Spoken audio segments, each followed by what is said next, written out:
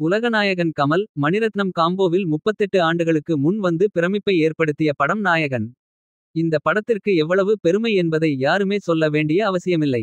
அந்தளவுக்கு அந்த காலகட்டத்தில் இந்த படத்தை பற்றி சிலாகித்து விமர்சிக்காதவர்களே இல்லை. நல்ல ஒரு ரசிகன் என்பவன் யாராக இருந்தாலும் கமல் நடித்த இந்த நாயகன் படத்தை பாராட்டாமல் இருக்கவே மாட்டான். படத்தில் ஒவ்வொரு காட்சியும் அந்தந்த வயதுக்கேற்ப கேரக்டர்களின் தோற்றம் மட்டும் மாறாமல் அதன் செயல்பாடுகளிலும் மாற்றத்தை கொண்டு வந்து இருப்பார். அது குரலிலும் நடை உடை பாவனையிலும் நன்றாகவே தெரியும். அந்த வகையில் இந்த படத்தில் கமல் நடிப்பில் ஒரு புதுமையை செய்துள்ளார். இதை யாரும் அவ்வளவாக கவனித்து இருக்க மாட்டார்கள். என்றாலும் இதை படித்து விட்டாவது ஆமா இல்ல. அப்பவே கமல் எவ்வளவு சிரத்தை எடுத்து கேரக்டர்களை செதுக்கியுள்ளார் என்பது தெரியவரும். அந்த வகையில் அதே உற்சாகத்துடன் கொஞ்சமும் குறையாமல் மணிரத்னம் கூட்டணியில் தக் லைஃப் படத்தில் நடித்து வருகிறார். இந்த படமும் கமலுடைய கெட்டப் நடிப்பு என எல்லாமே மிரட்டலாக வந்துள்ளதாம். மணிரத்னத்துக்கு கமலின் நடிப்பு எல்லாம் ரொம்பவே பிடித்து விட்டதாம். இன்னொரு நாயகனை விரைவில் பார்க்கலாம். அது சரி. நாயகன் படத்தில் கமல் என்ன புதுமை செய்துள்ளார் என்று தானே கேட்கிறீர்கள்.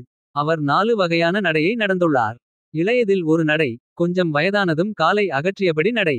அப்புறம் அதை விட வயதானதும் காலை அகற்றியபடி மெதுவான நடை. இன்னொரு வயதில் ரொம்ப பயங்கரமாக கையை எல்லாம் அகட்டியபடி வேகமா நடப்பாரு. இன்னும் கொஞ்சம் நல்லா கவனிச்சி பார்த்தீங்கன்னா பசங்க கூட துளசி மாடத்தை சுத்தி வரும்போது வேகமா ஓடுவாரு. அதே துளசி மாடத்தை வயதானதும் சுற்றி வரும்போது பொன்னை அடிக்கும்போது துளசி மாடத்தை சுற்றி வரும்போது நொண்டி நொண்டி ஓடுவாரு. அப்படிப்பட்ட ஒரு எக்ஸலென்ட்டை காட்டியிருப்பாரு. அவர் ஒரு சினிமாட்டிக் லெஜண்ட். வேற லெவல் வெரைட்டியை சாதாரணமான நடையில காட்டியிருப்பாரு.